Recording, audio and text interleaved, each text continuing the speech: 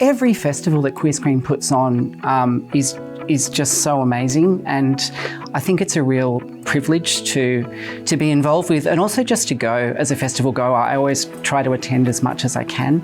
Well, I think particularly for the older community, I don't think there's an opportunity to see films like that in mainstream cinema or on streaming platforms nowadays.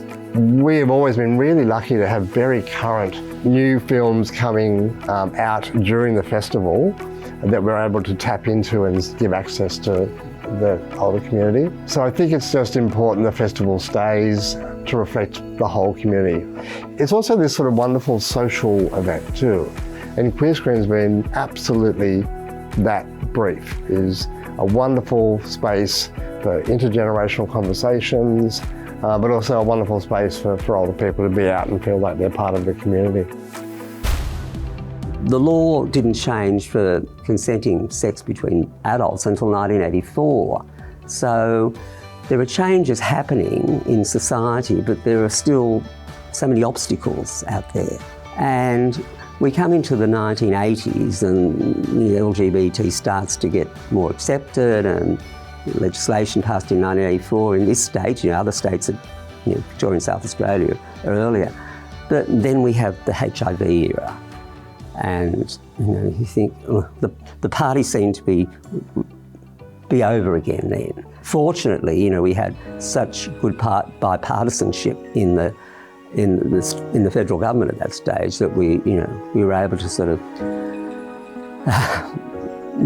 in some ways, Australia was a reasonably successful story, despite the fact that so many people from our generation are no longer alive and have not had the opportunity to see the changes that we've seen. But then we had films and plays on the HIV era, which woke people up to what people were actually dealing with. Stephen Cummins was a filmmaker who was active in the late 80s and early 90s. He was a very talented man, but unfortunately he died very young, and he decided to leave part of his estate to a charitable trust, which was able to then fund future film development for our community. So the Stephen Cummins Trust was set up in the early 2000s as a result of his bequest, and it's been operating ever since, providing support to filmmakers and Queer Screen itself to bring the festival to life and to support new works by up-and-coming talented filmmakers. Movies, storytelling is a part of human nature.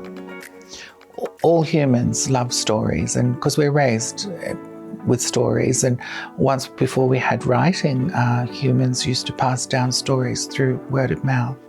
And I think movies are extensions of the storytelling that is within our DNA. I really love the way that the support of filmmakers has also grown in the organisation, so that focus on the people who are actually creating these visual delights, it's really strong, and filmmakers are being supported through a whole lot of different ways now, and the way that things are connected internationally, like through Frameline, all those ways that those connections have been built. So I really love that filmmakers are still at the heart of the organisation. Queer film festivals are a bit of a sacred space for queer storytellers and queer audiences. It's a very special place where we can come together and see our stories told with an audience of our community. It's something that is important, and as a filmmaker, it's something that I love. Queer Screen as an organisation is invaluable for queer filmmakers in Australia. They are one of the few people who are around to support our stories and help in so many ways, whether it be advice or actually financially help with the various schemes that they run, and also just to provide a connection to an audience is a really amazing and necessary thing. So my first experience with Queer Screen was in 1998 when I was a closeted teenager from Melbourne, and I would send my films out randomly on VHS to different film festivals, and this one in Sydney accepted it and gave me a prize. So from there I kept on making queer films. Here I am many, many years later, excited to have my third feature film in the festival. So Queer Screen for me has always been a fundamental part of my evolution and development as a queer filmmaker in Sydney.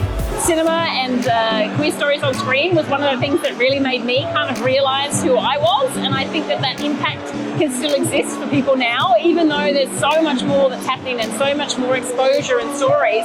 There's still that ability to like really touch someone and make them realise something about themselves, and you just want to see yourself on screen. So that's kind of what keeps me going.